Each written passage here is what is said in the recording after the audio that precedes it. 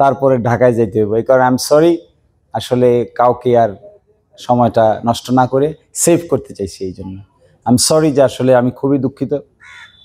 কালকে সকালবেলা আমার কোর্টে কেস আছে, আমি না যাইতে পারলে মানুষের ক্ষতি হবে, এই জন্যই আপনাদেরকে এই তাড়া করে কষ্টটা দেওয়া হচ্ছে। তো আসলে আমি তো আপনাদের এলাকারই একজন। ছোটবেলা আমি এখানে লেখাপড়া করেছি, এখানেই আমি বড় হয়েছি। ক্লাস 5 পর্যন্ত 6 পর্যন্ত আমি সামারচরে পড়াশোনা করেছি। তারপরে আমি সরকারি জুবিলি উচ্চ বিদ্যালয় সুনামগঞ্জে লেখাপড়া করেছি। তার থেকে আমি ঢাকা রেসিডেন্সিয়াল মডেল কলেজে ইন্টারমিডিয়েট পড়েছি। তারপরে ঢাকা বিশ্ববিদ্যালয়ে আইন পড়েছি। ঢাকা বিশ্ববিদ্যালয়ে পড়ার পরে আমেরিকাতে পড়েছি আইন। তারপরে বাংলাদেশে আসছি, বাংলাদেশে এসে আইন পেশায় যুক্ত হয়েছি। তো আইন পেশায় আমার মূল কাজ। আমি I love to become a lawyer. আইনজীবী হওয়াটাকে আমি ব্যক্তিগতভাবে খুব পছন্দ করি। কেন জানি মনে হয় আমার জীবন চিন্তা ভাবনার সঙ্গে আমার পেশাটা একেবারে 100% মিলে গেছে। যদি চাকরি হইতো তাহলে হয়তো আমি করতে পারতাম না, রাগ করে রিজাইন দিয়ে এসে পড়তাম। কিন্তু আইন পেশাটার এত মজা লাগে, এত ভালো লাগে যে এই ভালোবাসাটা থেকে নিজের ছড়ায় নিয়ে আসাটা খুব কষ্ট, খুব পরিশ্রম। এত পড়াশোনা করেছি জীবনে, এত বই দেখছি, ঘাটাঘাটি করছি, এখন একটা বই পাইলে, আইনের বই পাইলে এটাকে এত মজাদার মনে হয় মিষ্টির চাইতেও বেশি মজাদার। কারণ এটা একটা নেশার ব্যাপার। আপনি দেখবেন পূজার নেশা থাকে, আইনজীবীর আইন পেশার নেশা থাকে, ডাক্তারের অপারেশনের নেশা থাকে। এই অপারেশনের নেশা না থাকলে বড় ডাক্তার হওয়া যায় না। আর আইন পেশার প্রতি, আইন বইয়ের প্রতি যদি নেশা না থাকে, তিনিও ভালো আইনজীবী হইতে পারবেন না। কারণ এটা তো একটা কন্টিনিউয়াস কষ্ট পরিশ্রম করে অ্যাচিভ করার ব্যাপার। ফলে আমি ওই পেশাটাকেই পছন্দ করি এবং আমার কাছে খুবই লোভনীয় মনে হয় আইন পেশা। এই অর্থে যে প্রতিটা জিনিস জেনে, কষ্ট করে, পরিশ্রম করে, রিসার্চ করে, বের করে তারপর কোর্টে যেতে হয়। জজ সাহেবদের প্রশ্ন করে তার উত্তর দিতে হয়। উত্তর দিতে না পারলে শরম হয়, লজ্জা হয়, তারপরে উত্তর দিতে পারলে আবার ভালো লাগে। জয় পরাজয় আছে আইন পেশায় অনেক জিনিস। আমার গেল বৃহস্পতিবারে 26টা কেস করেছি। 26টা কেসের মধ্যে 19টা কেসে জিতছি, তারপরে 7টা কেসে হেরে গেছি। একটা জিতছি 10:30টায়, আর একটা হেরে গেছি 11টায়। এই যে হার জিতের খেলা, এই যে হার জিতের এক একটু আগে হারো, একটু পরে জিতো, একটু আগে কাঁদো, একটু পরে হাসো, একটু পরে ডাইনে যাও, একটু পরে বামে যাও, এইটা দিয়া আস্তে আস্তে প্রশিক্ষণ হয়। সাধারণভাবে আমাদের দেশের মানুষ রাজনীতি যারা করে তারা পরাজয়টাকে সহজভাবে মেনে নিতে পারে না। দেখছেন না এটা? ইভেন একটা মেম্বারি পদেও কেউ যখন কম্পিটিশন করে, তিনি যখন হেরে যান, হারা জিনিসটাকে তিনি ওয়েলকাম করতে পারেন না মন থেকে। জিতাটাকে আবার খুব সাংঘাতিকভাবে উদযাপন করেন, কিন্তু হারটাকে মন থেকে মেনে নিতে পারেন না। আমাদের পেশাটা কিন্তু ভিন্ন। আমরা যেহেতু হারি জিতি, জিতি হারি, রোজেই হারি রোজেই জিতি, রোজেই পক্ষে যায় রোজেই বিপক্ষে যায়, এই জন্য হার জিতটাকে আমাদের কাছে খুবই সামান্য এবং স্বাভাবিক মনে হয়। কারণ হারতেই তো পারি। জনগণ যদি কাউকে ভালো না বাসে সে তো হারবেই, আমরা এইভাবে দেখি। কিন্তু সাধারণভাবে আমাদের দেশের রাজনীতিতে একটা বড় ধরনের প্রবলেম হয়েছে।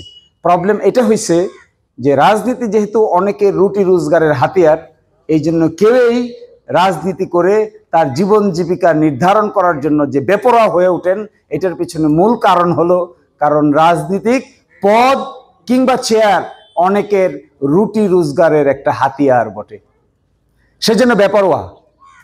এতই বেপরোয়া, ওই পদ না থাকলে পকেট খালি হয়ে যায়, ওই পদ না থাকলে উপরে উঠতে পারেন না, বাড়ি গাড়ির মালিক হইতে পারেন না, সেই জন্য পদের জন্য বেপরোয়া। তো আমি আজকে আপনাদের সামনে একটা কৈফিয়ত দিতে আসছি। সেই কৈফিয়তটা হলো, আমি তো আইন পেশার লোক, আইন পেশাই আমার মজাদার পেশা, আমার ভালোবাসার ভালো লাগার জায়গা। কিন্তু তারপরেও আমি কেন আপনাদের কাছে আসি, কেনই বা এটা দরকার, আমারই বা কি স্যাটিসফ্যাকশন, আপনাদের জন্যই বা আমার কি করণীয় আছে, এই কথার উত্তর দিয়েই আমি শেষ করে দিব। দেখেন, এই গ্রামে আসলে, ছোটবেলা বড় হয়েছে আমি কাদামাটিতে। আমি দেখছি আমাদের অঞ্চলের মানুষেরা গরু দিয়া ডজন ডজন লাঙ্গলের চাষ করত। দুইটা আমার বাড়িতে সকালবেলা, পৌষ মাসের সকালবেলা শেষ রাতে 4টার সময়, 4:30টার সময়, 5টার সময় ডাক পড়তো যে আজান হয়ে গেছে, তাড়াতাড়ি লাঙ্গল জোয়াল নিয়ে এখনো বের হয় না কেন, 20 জন 25 জন কাজের লোক লাইন ধরে লাঙ্গল জোয়াল নিয়ে যেত। আবার এটাও দেখছি আমি যে ধান মারাই করতে গিয়ে ঘুরাইতে ঘুরাইতে ঘুরাইতে ঘুরাইতে সারা রাত ধরে পাম্পের লাইট জ্বালাইয়া ঘুরাইতে ঘুরাইতে এমন এক অবস্থা হইতো যে ঘুরাইতো তারও মাথা ঘুরতে থাকতো। এরপরে সকালবেলা উঠে 20 মন 30 মন ধান মারাই করে শুকাইতে যেত। আবার আমি এগুলো দেখেছি গরুর গাড়ি দিয়ে 10টা 20টা গরুর গাড়ি দিয়ে 20টা বস্তা করে নিয়ে কোনো জায়গায় মহিষ কোনো জায়গায় বড়র গরু লাইন ধরে হাঁটতেছে, বাড়িতে ধান নিয়ে আসতেছে। আমি এইটা দেখছি ছোটবেলা আমার দাদিকে গরুর দুধ একসাথে করে করে ড্রামে জাল দিতে দিতে দিতে দিতে এটাকে ঘন করে মাঠা পাকাইতো। এই মাঠা পাকায় ঘি তুলতো। এই ঘি এক সময় মাথায় লাগাই দিছে, তারপরে চুল পেকে গেছে। সবাই বলতো যে ঘিয়ের কারণে চুল পেকে গেছে। এগুলো দেখে আমরা বড় হয়েছি। আমার এখনো মনে আছে আমরা স্কুলে গেছি ব্যাগ নিয়ে, হাঁটতে হাঁটতে কাদা মাটিতে স্কুলে যেতাম। আমাদের সময় প্রথম টিকা আসলো, টিকা বিসিজি টিকা, যক্ষা রোগের টিকা, যেটা নাকি এখানে ঘাই দিয়ে দেওয়া হইতো। এই বিসিজি যক্ষা রোগের টিকা আসলো, স্কুলে আসলো যে টিকা দিবে। টিকার কথা শুনে ভয়ে স্কুল পালাইয়া সব দৌড়, যে যেমনে পারেছে দৌড়ে পালাও, পিছন দিয়ে দৌড়ে ধরে গিয়ে বাড়িতে ধরে টিকা দিছে। এই পরিস্থিতির অনেক পরিবর্তন হয়েছে, অনেক কিছু চেঞ্জ হয়ে গেছে। এখন বাড়িতে বসেও ইন্টারনেট পাওয়া যায়, ওয়াইফাই পাওয়া যায়, বাড়িতে বসে ইউটিউব দেখা যায়, ফেসবুক চালায়, ছেলেরা কাজ করে, মেয়েরা কাজ করে। আবার উল্টা ঘটনাও ঘটেছে, আমাদের ছেলে মেয়েরা গাজীপুরে সহ বিভিন্ন জায়গায় গার্মেন্টসের কাজ করতেছে। আমাদের এলাকার অনেক মানুষ গাজীপুরে গেলে পাওয়া যায়, তারা কষ্ট করে গার্মেন্টসে একই পরিবারের 3 জন 4 জন 5 জন কাজ করে টাকা রোজগার করতেছে। হিন্দু মুসলিম নির্বিশেষে আছে। আমি গাজীপুরে গিয়ে দেখলাম এই পাশে থাকে কলোনির মতো, ওই পাশে থাকে কলোনির মতো। সন্ধ্যাবেলা সকালবেলা যখন বের হয় কাজ করতে যেতে মনে হয় পিঁপড়ার লাইন বের হইতেছে। এগুলো দেখেও আমার বেশ খারাপ লাগে। তারপরে গিয়েছিলাম আমি একদিন সাইনবোর্ডে, একদিন গিয়েছিলাম মিরপুরে, একদিন গিয়েছিলাম গাজীপুর নারায়ণগঞ্জের ভুলতায়। সেখানে গিয়ে দেখি আমাদের অঞ্চলের লোক বাড়ি ভাড়া করে একটা ছোট্ট রুমের ভিতরে 10 জন 15 জন গাদাগাদি করে জীবনযাপন করতেছে। তারা 10,000 12,000 15,000 টাকা বেতনের চাকরি করে। এই জমিনে এইখানে এই দিরাইশাল্লায় যদি আমাদের মধ্যে সত্যিকার অর্থে নেতৃত্বের বিকাশ আমরা করতে পারতাম, নেতৃত্বের বিকাশ আমরা এখনো করতে পারি, যদি আমরা এখনো শক্ত হাতে দাঁড়াতে পারতাম, তাহলে এই সমস্ত গার্মেন্টস ইন্ডাস্ট্রি আমরা চাইলে আমাদের এলাকায় গড়ে তোলা সম্ভব। দেখেন আমি প্রায়ই বলি শরীফপুর থেকে শুরু করে দিরাই পর্যন্ত হাতের ডাইনে বামে অনেক জায়গা দেখবেন যে জায়গাগুলো 3 থেকে 10 লাখ টাকা কেয়ার বিক্রি হয়। রাস্তার পাশের জায়গাগুলো 10 লাখ টাকা কেয়ার বিক্রি হয়, রাস্তা থেকে একটু দূরে গেলে এই 3 লাখ 4 লাখ 5 লাখ টাকা কেয়ার পাওয়া যায়। এটা শরীফপুর দিরাইয়ের যে সীমানাটা এখন দিয়েছে, এই সীমানা থেকে শুরু করে বাস স্ট্যান্ড পর্যন্ত ডাইনে বামে জায়গা দেখবেন। এখানে যদি আমরা পারতাম, আমরা চাইতাম আমরা এরকম লোক জোগাড় করতে পারতাম, ভালো ইন্ডাস্ট্রিয়ালিস্ট নিয়ে আসতে পারতাম, যারা ভালো গার্মেন্টস ব্যবসা করে তাদেরকে আহ্বান জানাতে পারতাম, ইনভাইট করতে পারতাম। 100 কের জমি কিনলে 3 কোটি টাকা লাগতো, 5 কোটি টাকা লাগতো, 7 কোটি টাকা লাগতো। এই ইন্ডাস্ট্রি যদি এখানে আমরা গড়ে তুলতে পারতাম, তাহলে আমার মনে হয় আমাদের এই দিরাইশাল্লার হাজার হাজার লোক তাদের কর্মসংস্থানের ব্যবস্থা করা যেত। আরেকটা আগ্রহের ব্যাপার, খুব খারাপ লাগে, আপনারা যারা মাছ মারার প্রফেশনের সঙ্গে যুক্ত ছিলেন, আমি ঘুরে ঘুরে দেখেছি নদীগুলি শুকিয়ে যাচ্ছে, খালগুলি শুকিয়ে যাচ্ছে, বিলগুলো উঁচু হয়ে যাচ্ছে, গভীরতা আগের মতো নাই। এমনকি বড় বড় বিল যেটা কোনোদিন শুকানোর চিন্তাও মানুষ করে নাই, সেগুলোকে শুকিয়ে মাছ মেরে কাদার নিচে থেকে মাছ মেরে বিষ দিয়ে বের করে নিয়ে আসা হচ্ছে। পরের বছর মাছের ডিম কোথা থেকে আসবে? পরের বছর পানি আসলে মাছের ডিম না পারলে বাচ্চা আসবে কোথা থেকে? বাচ্চা বড় না হলে এর পরের বছর মাছ পাবো কোথা থেকে? এই যে এক প্রকৃতিকে নষ্ট করে দিচ্ছি, বাদ দিতে দিতে এমন অবস্থা হয়েছে, আমার যদি কোনোদিন সুযোগ হয় এই সব বাঁধ ভেঙে গুড়িয়ে দিতে হবে। বাঁধ দিতে দিতে এমন হয়েছে, আমি শ্বাসকারী অঞ্চলে গিয়ে দেখলাম একটা জায়গায় পেয়েছে খাল, যেখানে নাকি 26 হাত গভীর খাল ছিল, এখানে এখন মাঘ মাসে ফাল্গুন মাসে মোটরসাইকেল চলে। নদী খনন একটা আলোচনা হচ্ছে হাওর রক্ষার বিষয়ে। আমি সেই কমিটিতে গিয়েছিলাম একদিন মিটিংয়ে, সেখানে প্রশ্ন করা হয়েছে যে যদি এই ভাটি বাংলার নদী খনন করা না যায়, তাহলে আজ থেকে 20 বছর পরে টিউবওয়েলের পানিও খুঁজে পাওয়া যাবে না। আপনারা খুঁজে দেখবেন মাঘ মাস, ফাল্গুন মাস, চৈত্র মাস, বৈশাখ মাস আপনার বাড়ির টিউবওয়েল চাপতে চাপতে কিন্তু পানি আসে না। কই গেল সেই পানি? অথচ 200 ফুট নিচে গেলে পানি এমন করে আসতো, গড়গড় করে পানি আসতো। সেই পানি কই চলে গেছে? 20 বছর যাক, আপনার সন্তান হোক, আপনার ভাতিজার জীবনে দেখেন, আমার বৃদ্ধ বয়সে দেখবেন আমরা চাপবো চাপবো চাপবো, কিন্তু 1 ফোঁটা পানিও টিউবওয়েল দিয়ে আর বের হবে না। কারণ পানির স্তর নিচে নেমে যাচ্ছে। পানির স্তর এমন নিচে নেমে যাচ্ছে যে টিউবওয়েলের পানি এক সময় স্বপ্নের ব্যাপার হবে। এই চরনার চরে বসে, কল্যাণীতে বসে, সামার চরে বসে, উজানগাঁও বসেও বোতলের পানি কিনে খেতে হবে। এই প্রকৃতির জায়গায় আমি মনে করি আমাদের সময় এসেছে কাজ করার, বক্তব্য দেওয়ার নয়, বকাবকির নয়, অসম্মান করার নয়, অশ্রদ্ধা করার নয়, দলীয় বাহাদুরির নয়, দলের বাহাদুরি দেখে কাউকে নির্যাতন নয়, কারো বিরুদ্ধে অযথা অভিযোগ অনুযোগ এনে তাকে নির্যাতন নিপীড়ন নয়। মানুষকে মানুষের মতো বাঁচতে দিতে হবে। মানুষ তার আত্মমর্যাদা নিয়ে বাঁচতে চায়। এই 2 থানা মিলে আমি প্রায় আজকে সহ 221টা গ্রাম ঘুরেছি। এই 221টা গ্রাম ঘুরে আমার কাছে মনে হয়েছে মানুষ আসলে বেশি কিছু চায় না। মানুষ অট্টালিকা চায় না, মানুষ গাড়ি বাড়ি চায় না, মানুষ এখানে এমন কিছু চায় না যার কারণে সে ধনী হবে, ব্যক্তিগতভাবে সে উপরে উঠবে, এগুলো মানুষ চায় না। তাহলে মানুষ চায় কি? এই অঞ্চলের মানুষের সবচাইতে বেশি চাওয়া যেটা আমি খুঁজে পেয়েছি, তারা চায় আত্মসম্মান নিয়ে বেঁচে থাকতে চায়। তারা চায় আমি আমার ইজ্জত নিয়ে বেঁচে থাকবো। তারা চায় আমি আমার সম্ভ্রম নিয়ে বেঁচে থাকবো। আমাকে কেউ বিরক্ত করবে না, আমাকে কেউ ডিস্টার্ব করবে না, আমার সম্পদে কেউ হাত দিবে না, আমার চাকরিতে কেউ হাত দিবে না, আমার বাড়িতে কেউ ভাগ বসাবে না, আমার শান্ত সবল জীবনে কেউ অস্থির করে তুলবে না। এটা মানুষের বড় ধরনের চাওয়া। আরেকটা চায় মানুষ যে পাবলিক যোগাযোগ, স্বাস্থ্য, চিকিৎসা এগুলোর মধ্যে একটা পরিবর্তন আসুক। দেখুন, আমি হিসেব করে দেখেছি বাংলাদেশের সরকারের, আমি তো আর সরকার নই, কিন্তু সরকারের বিভিন্ন ব্যক্তিবর্গের সঙ্গে আলাপ করে আমার এটা বিশ্বাস হয়েছে, যদি কষ্ট করা যায়, যদি পরিশ্রম করে এগুলোতে হাত দেওয়া যায়, যদি কোনো স্বপ্নদ্রষ্টা লোকের হাতে এগুলো পড়ে, আপনি সিনসিয়ার থাকেন, সৎ থাকেন, অন্যায় না করেন, ন্যায়ের পক্ষে থাকেন, তাহলে 5-10 বছর কাজ করলে আমার ধারণা দিরাইশাল্লার মানুষের বড় ধরনের পরিবর্তন এবং বড় ধরনের সমস্যাগুলো অটো সমাধান করে দেওয়া সম্ভব। খুব ইন্টারেস্টিং বিষয় দেখেন, আমরা সবচাইতে বড় সমস্যা কি? কমিউনিকেশন। বর্ষার সিজনে নৌকা ছাড়া এমন কিছু গ্রাম আছে এক হাঁটি থেকে আরেক হাঁটিতে যাওয়া যায় না।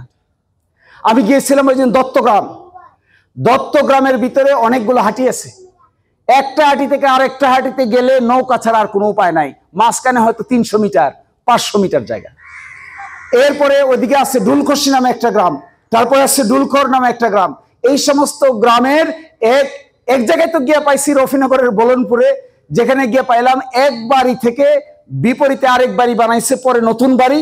ওই বাড়িতে যাইতে গেলেও নৌকা ছাড়া আর কোনো রাস্তা নাই। মনে হয় দ্বীপের মতো একটা বাড়ি দাঁড়ায় আছে, দ্বীপ। তাহলে মূল সমস্যাটা কি হয়? কিভাবে অ্যাড্রেস করবো আমরা? কিভাবে আমরা গাঁথবো এগুলোকে? মালা গাঁথবো কি করে?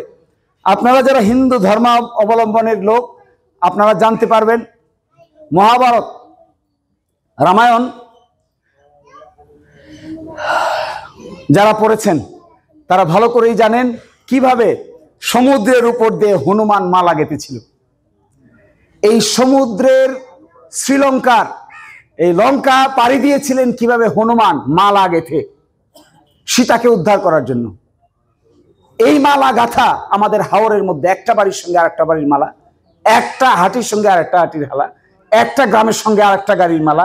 যদি আমরা চাই শক্তিশালী পরিকল্পনা নেওয়া যায়, আমার ধারণা হাওরকে ডিস্টার্ব করা ছাড়াই এই ধরনের মালা গেঁথে ফেলা সম্ভব। এই মালা গাঁথতে গেলে অনেক বড় কাজ করতে হবে, অনেক বড় চিন্তা করতে হবে, অনেক পয়সার খেলা খেলতে হবে।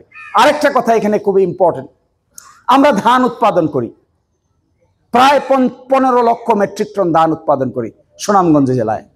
এই 15 লক্ষ মেট্রিক টন ধান যে আমরা উৎপাদন করি, আমাদের এই 15 লক্ষ মেট্রিক টন ধানের মধ্যে মাত্র 10,000 সামথিং মন ধান আমরা আমাদের নিজেদের খাওয়ার জন্য ব্যবহার করি দিরাইশাল্লার লোকেরা।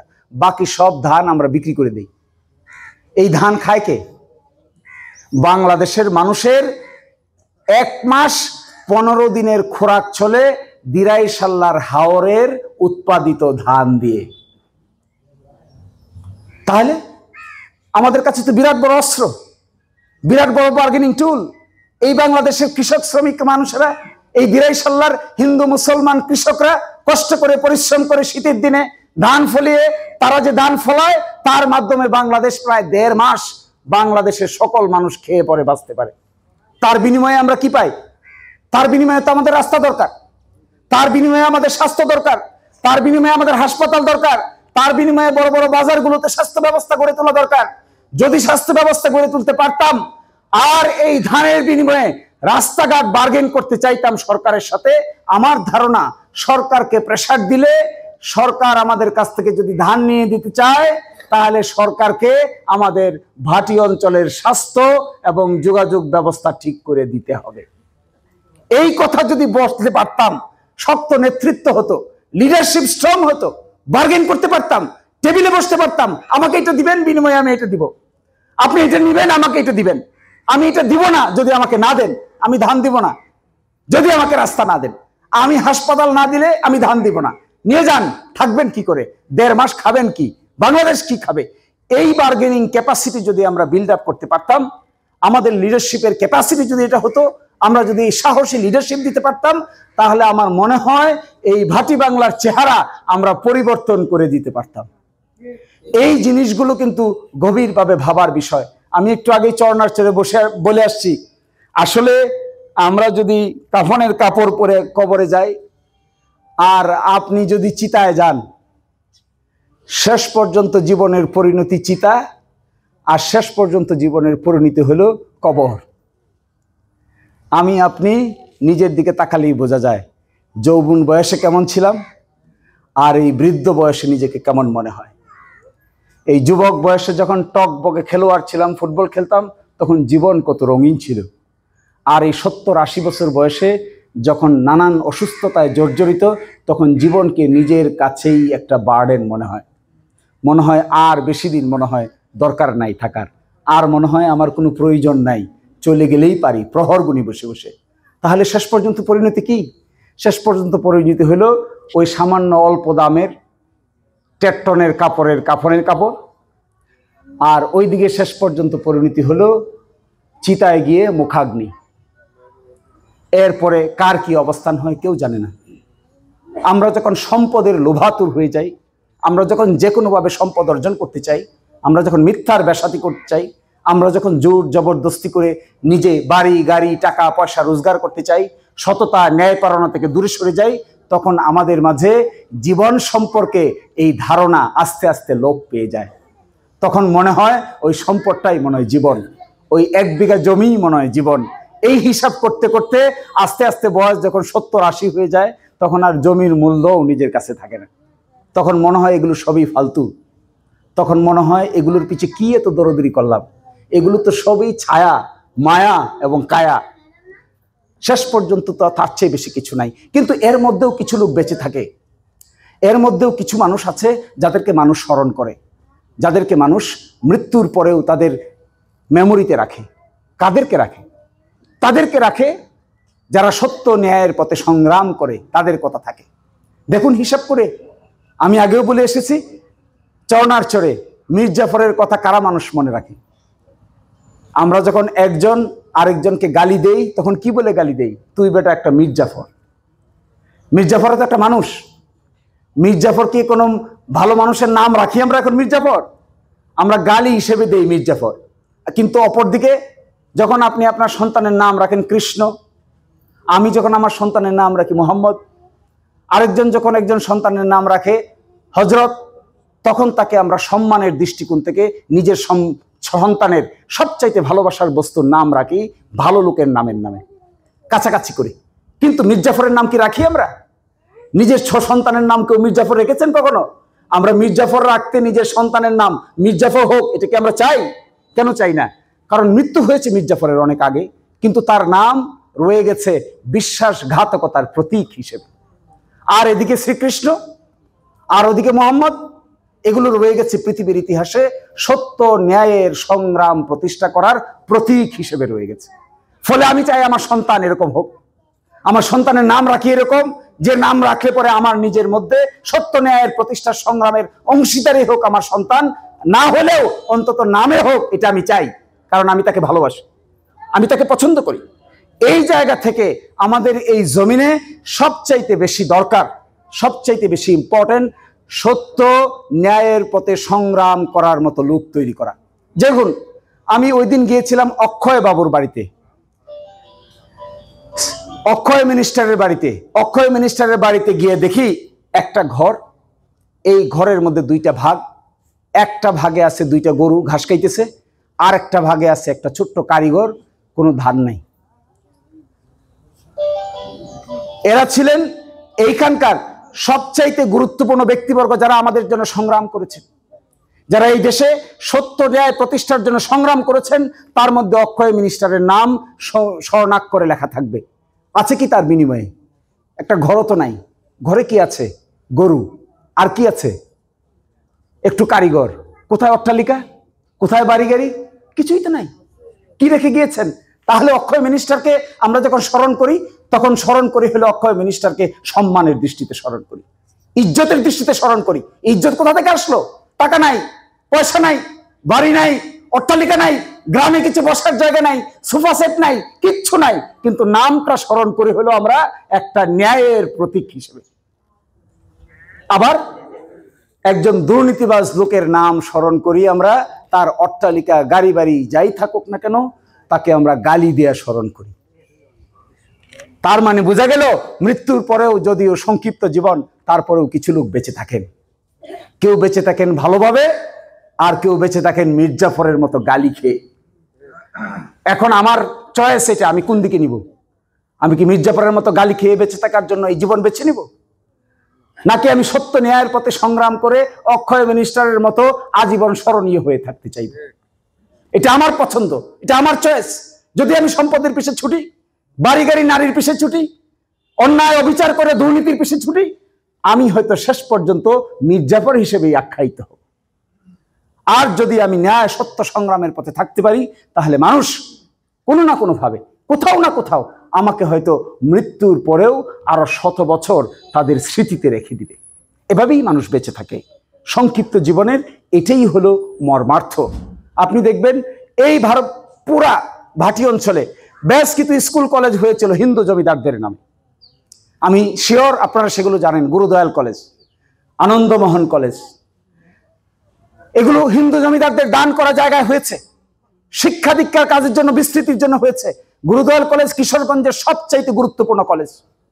ময়মনসিংহের সবচাইতে গুরুত্বপূর্ণ কলেজ হলো আনন্দমোহন কলেজ। সিলেটের এমসি কলেজ, মুরারি চাঁদ কলেজ, সবচাইতে গুরুত্বপূর্ণ, ইম্পর্টেন্ট এবং কোয়ালিটি সম্পন্ন পড়াশোনা হয় যে কলেজে, তার নাম হলো এমসি কলেজ। এগুলো হিন্দু জমিদারদের দান করেছেন। এই যে এক প্রতিষ্ঠান করে গিয়েছেন, যতদিন এই পৃথিবী থাকবে, যতদিন শিক্ষা দীক্ষা থাকবে, ওই যে একটা মহৎ কাজ করে গেছেন, একটা প্রতিষ্ঠান, একটা স্কুল, একটা কলেজ, একটা বিশ্ববিদ্যালয় কলেজ প্রতিষ্ঠা করেছেন।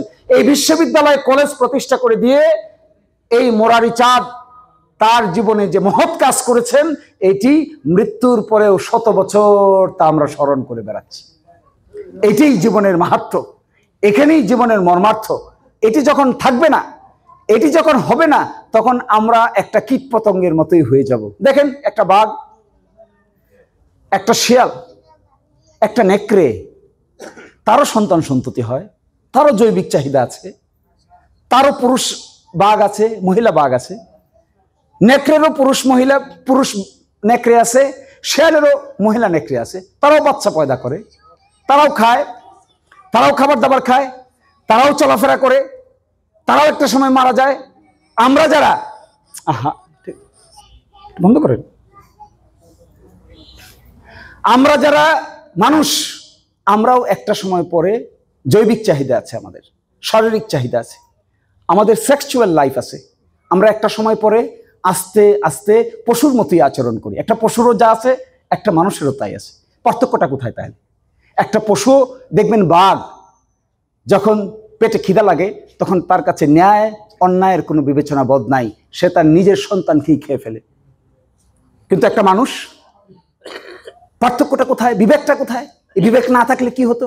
একটা মা তো তার বাচ্চাকে খেয়ে ফেলতে পারে না, একটা বাবা তো তার বাচ্চাকে খেয়ে ফেলতে পারে না, কিন্তু একটা বাঘ এত শক্তিধর, সে তো তার নিজের সন্তানকে খেয়ে ফেলতে চাচ্ছে, খেয়ে ফেলে। কারণ সে পশু, কারণ সে বুঝে না, সে যে কোনো মূল্যে নিজেকে চাহিদা ফুলফিল করতে চায়, কিন্তু একটা মানুষ তো তা পারে না। বিবেক, সত্য, ন্যায় এগুলো তাকে করতে দিবে না। দেখুন আমাদের এই অঞ্চলে এই সংগ্রাম যারা করেছেন তার মধ্যে বাবু সুরঞ্জিত সেনগুপ্ত একজন। আমি ওনার জীবনকে গভীরভাবে বিশ্লেষণ করে দেখেছি। একটা মানুষ, তিনি মূলত ছিলেন আমার মতোই আইনজীবী, তিনি সুপ্রিম কোর্টের আইনজীবী ছিলেন, কিন্তু সুপ্রিম কোর্টের পেশা বাদ দিয়ে, উকালতি পেশা বাদ দিয়ে নিজের জীবনের সব সময় কাটিয়ে দিয়েছেন দিরাইশাল্লার মানুষের গ্রামে গ্রামে হেঁটে হেঁটে বাকি জিন্দেগি পার করে দিয়েছেন। কেন? তিনি চাইলে ঢাকায় গিয়ে অট্টালিকায় বসবাস করে লক্ষ কোটি টাকার মালিক হয়ে আরামে বসবাস করতে পারতেন না? পারতেন। একদিন এক আলাপচারিতায় ওনার সঙ্গে আমার আমেরিকায় দেখা হয়েছিল। তিনি আমিও করে জিজ্ঞাসা করলাম, আপনি এত পপুলার হলেন কি করে, এত জনপ্রিয় হলেন কি করে? তো আমাকে বললেন, শুনতে চাও? তো শোনো, বহুদিন আগের কথা, 1964 সাল। বলছে 1964 সালে আমি মাহমুদনগর, কৃষ্ণপুর, শরীফপুর, আটগাঁও, কাশীপুর এই সমস্ত গ্রামের পাশে গিয়া দেখতাম মহিলারা মরিচের বীরসা ক্ষেত করেছে। তো আমি ওখানে গিয়া দেখতাম, কেউ আমার চিনত না, কিন্তু তারা মরিচের বীরসা ক্ষেত করে। আমার হাতে ছিল একটা চুঙা, তখনকার দিনে মাইক ছিল না, চুঙা দিয়ে মানুষ বক্তব্য দিত। বলছে আমি একটা চুঙা নিয়ে সব মহিলাকে ডাকতাম, তোমরা আসো, তোমার সাথে আমি কথা বলবো। এরকম 5 জন 10 জন মহিলা একসাথে আসতো, যারা মরিচকে নিড়ানি দেয় একসাথে হইতো, আর আমি বসে এদেরকে বক্তৃতা শুনাইতাম। বক্তৃতা শোনাইতে শোনাইতে এমন হইল যে উনি খুব ভালো বক্তা ছিলেন, শেষ পর্যন্ত উনি খুব ভালো বক্তা হয়ে গেছে। বলছে তারপরে উনি বললেন আমাকে একদিন যে আমি হুক্কা খাইতাম। তা আমি বললাম যে আপনার মতো এত বড় মানুষ হুক্কা খাইতো? বলে যে এটা তো বিশ্বাস হয় না আমার কাছে। আমি এই জন্য হুক্কা খাইতাম, ওই গ্রামের মানুষ খেতে যখন কাজ করত, আগে হুক্কা এবং কলকি ছিল তাদের একমাত্র বিনোদনের রাস্তা। তো এই হুক্কা এবং কলকির পাশে দাঁড়াইয়া আমি ওদের সাথে হুক্কা খাইতাম। তখন মনে করতো আমি ওদের বন্ধু, মনে করতো আমি ওদের খুব প্রিয়। এইভাবে ওরা আমার সঙ্গে বন্ধুত্ব বিল্ড আপ করেছে, কষ্ট করেছে, পরিশ্রম করেছে, গ্রাম বাংলার পরিশ্রম, মাটি মানুষের পরিশ্রম, মাটির গন্ধ গায়ে লেগেছিল। ফলে আমি একটা কথা আপনাদেরকে বলে যেতে চাই, আমাদের এই পূর্বপুরুষরা যা করেছেন, আমাদের জন্য যা করেছেন, তা বলে শেষ করা যাবে না। এই দিরাইশাল্লার মতো একটা অবহেলিত অঞ্চলের সংসদ সদস্য হিসেবে সারা দুনিয়ার মানুষের কাছে এক নামে পরিচিত ছিলেন বাবু সুরঞ্জিত সেনগুপ্ত। হলো দিরাইশাল্লার সংসদ সদস্য। আজও মানুষ আমাকে জিজ্ঞাসা করে, আপনি কোথায় নির্বাচনের জন্য কথা বলতেছেন? বললাম সুনামগঞ্জ। বলে সুনামগঞ্জে কোথায়?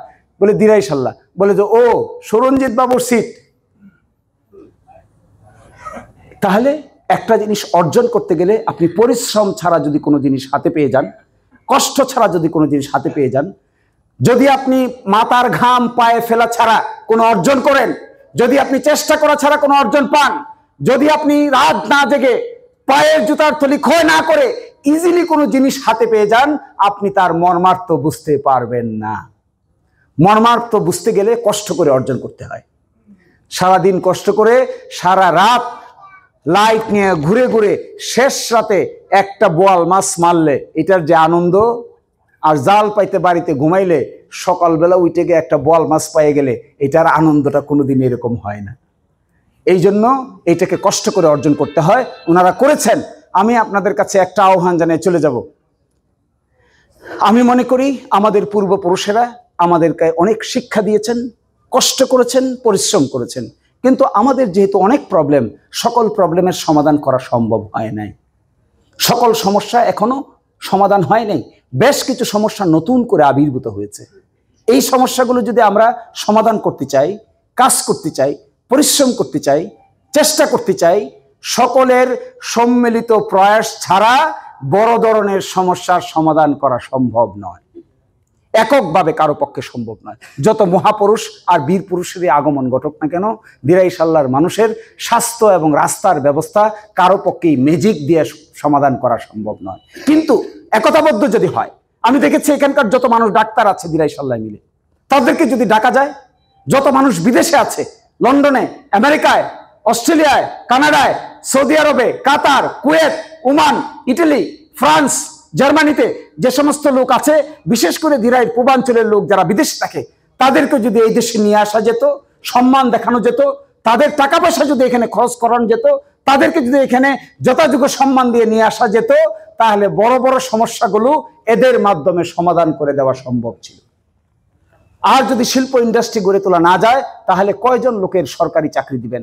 প্রাইভেট চাকরির যদি ব্যবস্থা করা না যায়, যদি এখানে শিল্প গড়ে তোলা না যায়, মৎস্য ইন্ডাস্ট্রি যদি গড়ে তোলা না যায়, গার্মেন্টস ইন্ডাস্ট্রি যদি গড়ে তোলা না যায়, তাহলে আপনি কয়জন লোককে চাকরি দেবেন? আমি হিসাব করে দেখেছি, 10,000 15,000 লোককে যদি প্রাইভেট চাকরি দেওয়া যেত, 10-15,000 লোক প্রাইভেট চাকরির ব্যবস্থা করা যেত 2 থানায় মিলে, তাহলে মোটা দাগে বড় বড় যত বেকার যুবকের হাব আছে, এগুলো নিমিষেই সমাধান করে দেওয়া সম্ভব ছিল। এবং এটার জন্য বড় মাপের চিন্তার দরকার, কাজ করার দরকার। সময় সামনে আসছে কাজ করার।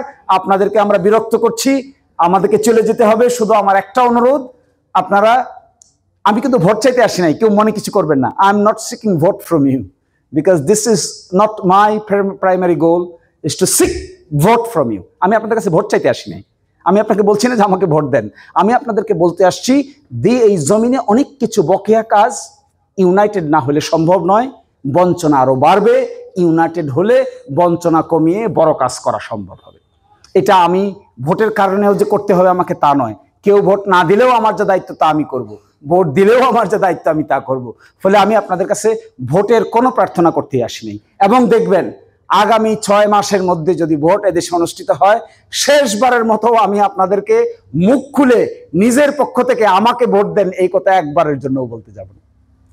তাহলে আমি কি বলতে চাই? আমি বলতে চাই, সামাজিক সমস্যাগুলোর সমাধান করা দরকার, কষ্ট করা দরকার, ভালো লোক বের করা দরকার, সৎ লোককে এগিয়ে আসা দরকার, ভালো লোককে উপরে তুলে আসা দরকার। তবেই আমাদের এই সমাজে শান্তি প্রতিষ্ঠিত হতে পারে। একটা বড় সমস্যা দেখে আমার খুব বিরক্তি লাগে, ঘরে ঘরে মামলা, বাড়িতে বাড়িতে মামলা, গ্রামে গ্রামে মামলা, হাঁটিতে হাঁটিতে মামলা, শত শত হাজার হাজার মামলার আসামি। সিভিল মামলা, ঘর বাড়ি নিয়ে হাজার হাজার, 2 হাত 3 হাত নিয়ে মামলা, খাস জমি নিয়ে মামলা, তারপরে হাওরের জমি নিয়ে মামলা, বাড়ির পাশের 2 সীমানা নিয়ে মামলা, হাজার হাজার। এত কষ্ট করে পরিশ্রম করে উকিলকে টাকা দিয়ে আর সুনামগঞ্জে যাতায়াত করতে করতে, লেফট রাইট করতে করতে অনেক লোক আছে নিঃস্ব হয়ে গেছে। 20 বছর, 22 বছর, 25 বছর সময় থেকে মামলা গাইতেছে। এরকম লোকের সাথেও আমার দেখা হয়েছে। অথচ আমি খুঁজে নিয়ে দেখলাম, এগুলো এতই ছোট সমস্যা, বসে যদি সমাধান করা যেত তাহলে উভয় পক্ষ বড় ধরনের উপকার পেত। কিন্তু তা না করে উকিলের পেট ভরতেছে আর উকিলের সম্পদ কামাই হচ্ছে। শেষ পর্যন্ত জনগণই বঞ্চিত হয়ে রয়ে যাচ্ছে। এইগুলো নিয়ে আমি আপনাদের আমার কথা বললাম। বাকিটা বিচার, বিশ্লেষণ, বিবেক আপনাদের উপরে, সবকিছুই আপনাদের বিবেকের উপরে। আপনারাই নির্ধারণ করবেন কি ভালো হবে কি খারাপ হবে। আপনারাই ঠিক করবেন কোনটা উত্তম কোনটা অধম। আপনারাই ঠিক করবেন কোনটা প্রয়োজন কোনটা অপ্রয়োজন। কোনো জোর জবরদস্তি নাই, কোনো বাধা নাই, কোনো ইনফ্লুয়েন্স নাই। স্বাধীন সার্বভৌম বাংলাদেশে ব্যক্তি স্বাধীন। আপনার মতামতই আসল মতামত। আপনিই মূল শক্তির উৎস, আপনারাই মূল শক্তির উৎস। বাকি যে যা বলবে এ সব কিছু হলো তার কথা বলবে, কিন্তু সিদ্ধান্ত নেওয়ার মালিক কে? সিদ্ধান্ত নেওয়ার মালিক হলো জনগণ। কে নেবে সিদ্ধান্ত? জনগণ। জনগণ যদি ভালো সিদ্ধান্ত নেয় তাহলে ভালো কিছু হবে। জনগণ যদি খারাপ সিদ্ধান্ত নেয়, যা নিবে তাই হবে। এর মধ্যে আর কোনো পার্থক্য থাকবে না। আমাদের জন্য আশীর্বাদ করবেন। আমরা যদি ভালো কাজ করি আমাদেরকে সাহায্য করবেন, আমরা যদি খারাপ কাজ করি আমাদেরকে ঘৃণা করবেন। এইটাই হবে আপনাদের প্রতি আমাদের আহ্বান। ধন্যবাদ সবাইকে। চলো।